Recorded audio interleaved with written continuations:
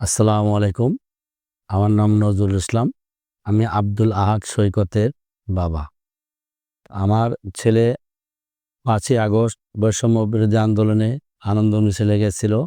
যাওয়ার পর সেখানে পুলিশে এবং ছাত্রলীগের লোকজন সবাই মিলে তাকে গুলি করে হত্যা করেছে। গুলি করার পরে আমি তাকে এনাম মেডিকেলে নেই। এনাম মেডিকেলে নেওয়ার ২ ঘন্টা পরে আমার ছেলেকে তারা মৃত্যু ঘোষণা করে। অ্যাকচুয়ালি আমার ছেলে ছিল অত্যন্ত একজন মেধাবী ছাত্র। সে ক্লাস 1 থেকে ক্লাস 10 এসএসসি পর্যন্ত সে ক্লাস 1 ফার্স্ট।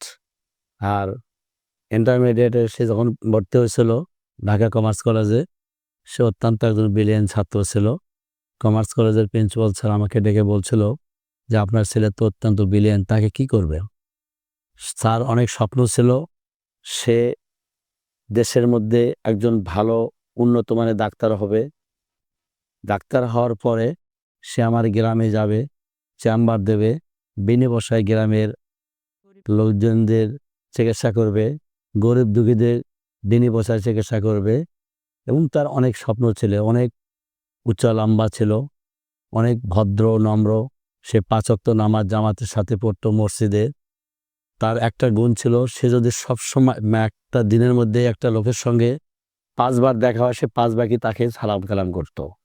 এজন্য আমার বাসার থেকে মসজিদ প্রায় হাফ কিলোমিটার দূরে, ১.৫ কিলোমিটার দূরে ৫টা মসজিদ। সব মসজিদে সে নামাজ পড়তো এবং মৃত্যুর পরে সব মসজিদের মুসল্লিগণ আসছে। আসার পরে তাকে জানাজায় শরীক হয়েছে, তার জানাজা করছে। কিন্তু আমার ছেলের জন্য কোনো দিন কেউ কোনো কমপ্লেইন করে নাই যে আমার ছেলের সম্পর্কে কোনো ব্যাড রেকর্ড। আমরা বাবা-মা হয়ে তার জন্য 100% সাক্ষ্য দিতেছি। সে চরিত্রগত। আমার একটাই মাত্র ছেলে আর একটা মাত্র মেয়ে। আমার ছেলেটাই মারা গেছে। কিন্তু আমি বৈষম্য বিরোধী আন্দোলনে আমার ছেলে যে মারা গেছে তার কি অন্যায় ছিল, কি অপরাধ ছিল? এজন্য আমি চাই দেশবাসীর কাছে আমার ছেলে যেন, যারা গুলি করে মৃত্যুবরণ করে দিয়েছে, যারা হত্যা করেছে, আমার ছেলে যেন এলোচেলা করে সর্বোচ্চ কাল কিয়ামতের দিনে শহীদি মর্যাদা পায়। এটা সবার কাছে আমার আবেদন। সবাই যেন আমার সন্তানের জন্য দোয়া করে। তার সাথে আমি দেশবাসীর কাছে বিচার চাই যে আমার ছেলের কি অন্যায় ছিল? নির্দোষ একজন ছেলেকে যে গুলি করে হত্যা করেছে, আমি তার জন্য দেশবাসীর কাছে বিচার চাই। সরকারে যেন পুঙ্খানুপুঙ্খরূপে বিচারের সম্মুখীন হয়, আমরা যেন তার বিচার দেখতে পারি। তার সাথে আমি বলতে চাই, আমি একজন গার্মেন্টস কর্মী ছিলাম, গার্মেন্টসে চাকরি করতাম। আমার সন্তানটা মারা যাওয়ার পরে আমার আর চাকরি করার মন মানসিকতা নাই। আমি একদম বেকার অবস্থায় বসে আছি।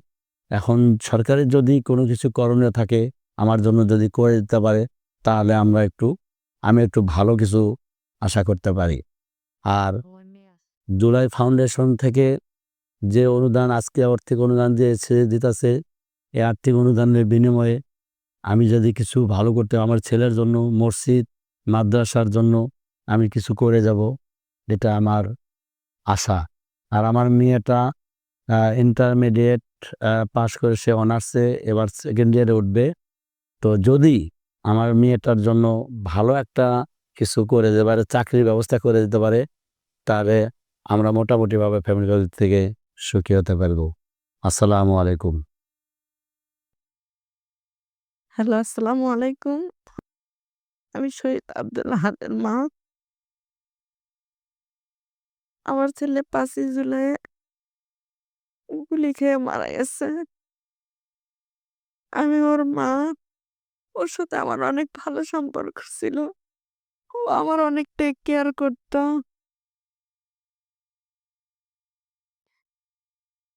আর ও স্কুল থেকে আসলে ও কার সাথে কি গল্প করত, কি করত সব আমার কাছে বলত। আর বলত, "মা, তোমার ছেলে একদিন অনেক বড় হবে। তোমার ছেলে দেশের সেবা করবে। তোমার ছেলে একজন বড় ডাক্তার হবে। গ্রামে যায় চেম্বার দেবে, গরিব দুঃখীর সেবা করবে।" আর আমার ছেলে কলেজে গেলে, কলেজ থেকে আসলে প্যান্ট শার্ট না খুললে আগে বলতো যে, "আম্মা, আমি এই বাসে গেছি, এই বন্ধুর সাথে কথা হইছে। এগুলো অনেক স্মৃতিময় বলতো। আরো যখন শাইন স্কুলে পড়তো, ওর যখন রেজাল্ট দিত, ও আমাকে সঙ্গে করে নিয়ে যেত। ওর ফার্স্ট প্রাইজটা আমার হাতে তুলে দিত। আমাকে জোর করে স্কুলে নিয়ে যেত।